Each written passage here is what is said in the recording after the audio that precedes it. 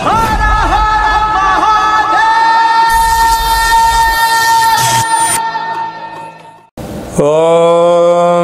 నమః శివాయ. ఓం నమో నారాయణాయ. ఓం శ్రీ స్వర్ణాకర్షణ కాల భైరవాయ నమో నమః. నరదృష్టి నివారణ కాల భైరవాయ నమో నమః. ఓం సూర్య అరిష్టేతు సంప్రాప్తే సూర్య పూజాంచ కారయేత్. సూర్య ధ్యానం ప్రవక్ష్యామి ఆత్మదోషపీడోప ఉపశాంతయే. హరి ఓం.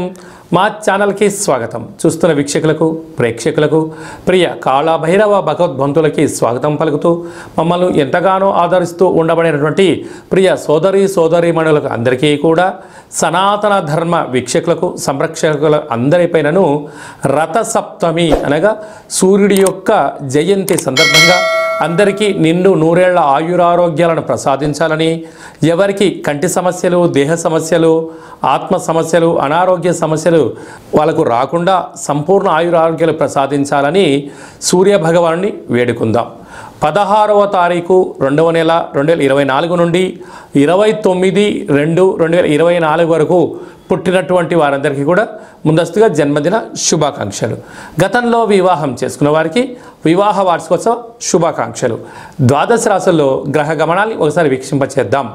మేషరాశిలో గురు సంచార స్థితి, కన్యరాశిలో కేతు సంచార స్థితి, మకర రాశిలో కుజుడు, బుధుడు మరియు శుక్ర సంచార స్థితి, కుంభరాశిలో రవి మరియు శని సంచార స్థితి, మీనరాశిలో రాహు సంచార స్థితితో ద్వాదశ రాశులలో గ్రహ గమనాలు ఫిబ్రవరి ద్వితీయార్థంలో ఈ విధంగా ఉన్నాయి. అలాగనే 21వ తారీఖున బుధుడు కుంభరాశిలోకి సంచారం చేయడం వల్ల అక్కడే ఉండబడినటువంటి రవి భగవానుడితో బుధుడు కలిసి ఉండడం వల్ల బుధాదిత్య రాజయోగము అంటారు. ప్రభుత్వ ఉద్యోగం ప్రయత్నం చేసేటువంటి వారికి ఇది చాలా మంచి కాలము అని చెప్పి గమనించాలి. కుంభరాశి వారు రథసప్తమి సందర్భంగా ఎలాంటి విధి విధానాలు పాటించాలో ఈ వీడియోలో సవివరంగా సంపూర్ణంగా తెలుసుకుందాం. కుంభరాశిలో ఏ నక్షత్రాలు వస్తాయనగా ధనిష్ఠా నక్షత్రంలోని 3వ పాదం, 4వ పాదం, శతవిష నక్షత్రంలో 4 పాదాలు, పూర్వాభాద్ర నక్షత్రంలోని 1, 2, 3 పాదములు కలిపితే కుంభరాశి. కుంభరాశి యొక్క అధిపతి శనేశ్వర స్వామి. వీరికి ఒకవైపు ఏళ్ళనాటి శని సంచార స్థితి కూడా జరుగుతున్న విషయం తెలిసినటువంటిదే. అందులో మధ్యమ సంచార స్థితి కూడా జరగడం, అదే కాకుండా చాలామందికి పుట్టినటువంటి కాల సమయంలో డేటా ఆఫ్ బర్త్లు లేనటువంటి కారణం చేత పేరు యొక్క మొదటి అక్షరాన్ని అనుసరిస్తూ ఆ రాశిని తెలుసుకునే ప్రయత్నం చేద్దాం.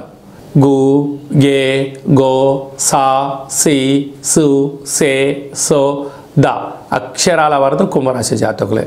మధ్యమ ఏళ్ళనాటి శని రాశిలోనే రవిచేత శని భగవానుడు ప్రస్తుత కాలమాన ప్రకారంగా సంచారంలో ఉండడం వలన ఈ రథసప్తమి సందర్భంగా తప్పకుండా సూర్యభగవానునికి పంచామృతములతో అర్ఘ్యం వదిలిపెట్టడం, వీలైతే పసుపు నీళ్ళతో అర్ఘ్యం వదిలేయడము, 12 సూర్యాసనాలు వేయడము, సూర్య నమస్కారాలు వేయడము, ప్రతిరోజు క్రమం తప్పకుండా వ్యాయామం చేయడము, తప్పకుండా నడక అవసరము, సూర్యకిరణాలు పడే ప్రాంతంలో మౌనంగా ధ్యానం చేయడం వలన కంటి సమస్యలు, పంటి సమస్యలు, దేహదారుఢ్యత పెరుగుతుంది, శత్రువుల నుంచి తట్టుకునేటువంటి మనోధైర్యం కలుగుతుంది, ఆరోగ్యంగా ఉండడానికి ప్రయత్నం అవుతుంది అని చెప్పి గమనించాలి.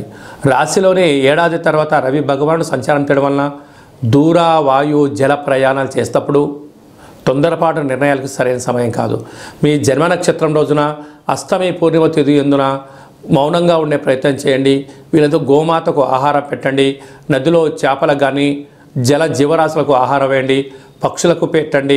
మీరు ప్రతిరోజు క్రమం తప్పకుండా భోజనం చేసేటప్పుడు అన్నము, పప్పు, చారు, పెరుగును కలుపుకొని ఒక ముద్ద కుక్క భగవానుడికి, మరో ముద్ద కాకి భగవానుడికి మీరు పెట్టగలిగినట్లయితే కర్మ దానం అవ్వడం వలన శనిదోష నివారణ తగ్గుతుందని చెప్పి గమనించాలి.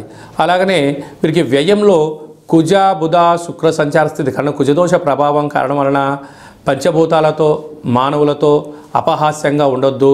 వీలైనంత వరకు ఓపిక, పట్టుదల, సహనమే మీకు శ్రీరామ రక్ష అని చెప్పి గుర్తుపెట్టుకోవాలి. నీటి వ్యాపారాలు, హోటల్ వ్యాపారాలు, సాఫ్ట్వేర్, హార్డ్వేర్ ఉద్యోగస్తులు ఎన్నో జాగ్రత్తలు అవసరమని చెప్పి జ్యోతిర్విజ్ఞానం సూచిస్తుంది. ఫిబ్రవరి మాసంలో 16వ తారీఖు నుండి 29వ తారీఖు వరకు ముఖ్యమైనటువంటి పండుగల గురించి క్లుప్తంగా సవివరంగా సంపూర్ణంగా తెలుసుకుందాం.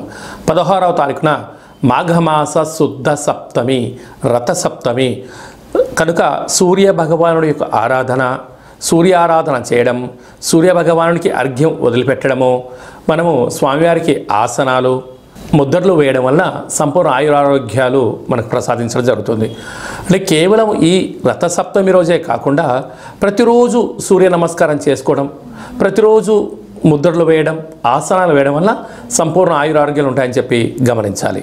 17వ తారీఖున మాఘమాస శుద్ధ అష్టమి శనివారం కృత్తికా రోహిణి నక్షత్ర సందర్భంగా అసితాంగ కాళభైరవ స్వామిని పూజించాలి. 24వ తారీఖున మాఘ పూర్ణిమ, మాసానా మాఘమాసం అంటారు. మాఘమాసంలో పూర్ణిమకు చాలా ప్రత్యేకత ఉంటుంది. నదీ స్నానము, సముద్ర స్నానము, దానము యోగదాయకము. అలాగనే మనకు 27వ తారీఖున మాఘమాస బహుళ అష్టమి మంగళవారం. ఈ 3 అంటే శుద్ధాష్టమి, బహుళాష్టమి, పూర్ణిమ, ఈ 3 విశిష్టమైన పండుగలంతా కూడా ఫిబ్రవరి నెలలో ద్వితీయార్థంలో రావడం వలన అసితాంగ కాళభైరవ స్వామివారిని పూజించడం వలన సంపూర్ణమైన అష్ట కష్టాలు తొలగిపోతాయి, అష్ట ఐశ్వర్యాలు కలుగుతాయని చెప్పి గమనించాలి. కనుక కాళభైరవ స్వామి నామస్మరణ, ఇంట్లో కూష్మాణ దీపము, కాళభైరవ దీపము, ముడుపు కట్టడము యోగదాయకం. అవన్నీ కుదరనటువంటి పక్షంలో ఈ కింది నెంబర్ సంప్రదించినట్లయితే మీ పేరుపైన భగవంతుడికి అర్చన, అభిషేకము, హోమము, కూష్మాండ దీపము మీకు చేయించి వీడియో కాల్ ద్వారా చూపించి ప్రసాదాన్ని కూడా మీకు పంపించడం జరుగుతుందని చెప్పి గమనించాలి. ఇంకనూ మనం విజయం సాధించగలగాలి అన్నట్లయితే ఈ యొక్క పాత్ర కంచు పాత్ర అంటే మనకు రాసులు 12 ఎలా ఉంటాయో 12 రాసులను ఇందులో అచ్చు వేయడం జరుగుతుంది. అంటే ఈ యొక్క పాత్రను ఇంట్లో పెట్టుకొని ప్రతిరోజు మనం ఏం చేయగలగాలి అన్నట్లయితే ఓం కాళభైరవాయ నమః అనేటువంటి మంత్రాన్ని ఉచ్చరింపచేయాలి. అనగా కాలాన్ని శాసింపజేసే శక్తి కాళభైరవుడు భగవంతుడు ఉంటుంది.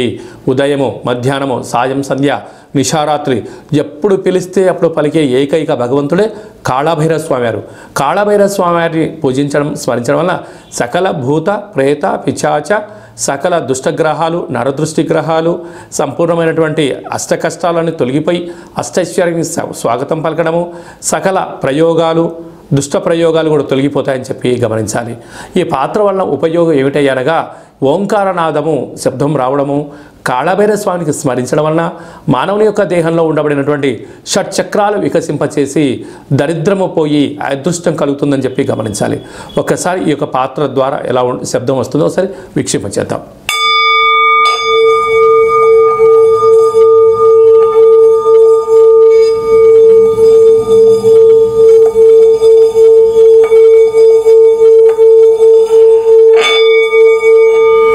ఇలాగా ఓంకార శబ్దాన్ని మనం చూసాం.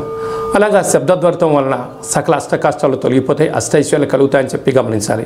ఈ యొక్క కంచు పాత్రతో పాటి ఒక కాళభైరవ స్వామి యొక్క పిరమిడు, డాలరు, కంకణము, విగ్రహము, అలాగనే మీకోసం ప్రత్యేకంగా కాళభైరవ హోమాన్ని ప్రత్యక్ష ప్రసారంగా వాట్సాప్ కాల్ ద్వారా చూపించి మీకు అందజేయడం జరుగుతుంది. మీ పేరుపైన కూష్మాండ దీపం కూడా పెట్టడం జరుగుతుంది. ఆసక్తి గలవారు ఈ కింద నెంబర్ని సంప్రదించవచ్చు. అలాగే మీ వ్యక్తిగత జాతకం తెలుసుకోవాలనుకుంటున్నారా? మీరు పుట్టినటువంటి తేదీ, నెల, సంవత్సరం, పుట్టిన సమయం రాసి పంపించినట్లయితే 100 సంవత్సరాల జాతకాన్ని రాసి పంపించి మీరు పుట్టినప్పుడు గ్రహ గమనాలు ఎలా ఉన్నాయి, ప్రస్తుతం ఎలా ఉంటున్నాయి, రాబోయే కాలం ఎలా ఉంటున్నాయో సవివరంగా సంపూర్ణంగా మీకు తెలియజేయడం జరుగుతుంది.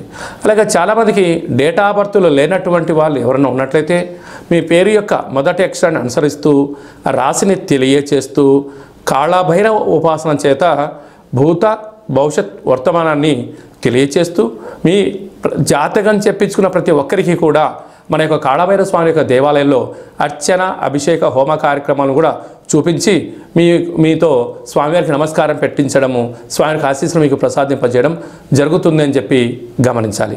ఆసక్తి గలవారు అపాయింట్మెంట్ తీసుకొని సంప్రదించగలరు. అలాగే మీ అబ్బాయికి కానీ అమ్మాయికి కానీ ఎంత ప్రయత్నం చేసినా వివాహం అవ్వడం లేదా, ఎందుకు అవ్వట్లేదో తెలుసుకొని వచ్చినటువంటి జాతకము, వధూవరుల జాతకాలు, జాతక పొంతన చూసి వీరికి వివాహ యోగము, సంతాన యోగము, ఎలాంటి యోగాలు ఉన్నాయో తెలియజేయడం జరుగుతుంది. అలాగే గతంలో వివాహమైన దంపతులు తరచూ గొడవ పడుతున్నారా? వారి జాతకంలో కానీ పేరులో కానీ ఏమైనా స్వల్పమైన మార్పులు చేయడం వలన వాళ్ళు పార్వతీ పరమేశ్వరులాగా కలిసి ఉండేటువంటి ఆధ్యాత్మిక సలహాలు, సూచనలు కూడా ఇవ్వడం జరుగుతుంది. అలాగనే మీకు అబ్బాయి కానీ అమ్మాయి కానీ పుట్టినప్పుడు ఎలాంటి పేర్లను పెట్టాలో మీకు తెలియజేయడం కూడా జరుగుతుంది.